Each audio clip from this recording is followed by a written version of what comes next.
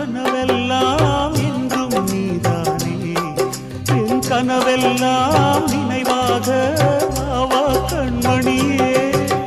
வீசும் காற்றில் பூசாயானே உன்னை எங்கோ மனம் பேச உள்ளம் நொந்தேனே நாம் ஒன்று சேரும் திருநாளும் உருவாகும் ஜென்மங்கள் நாக்கு சுடுன்னு தெரிஞ்சும் அந்த சூடான டீய ஊதி ஊதி நிதானமா ருசிச்சு குடிக்கிறோம்ல, அதே மாதிரி கஷ்டம் வரும்னு தெரிஞ்சாலும் பதறாமல் பக்குவமா அந்த பிரச்சனையை சமாளிச்சு ஒவ்வொரு நிமிஷத்தையும் ரசிச்சு வாழ்றதுலதான்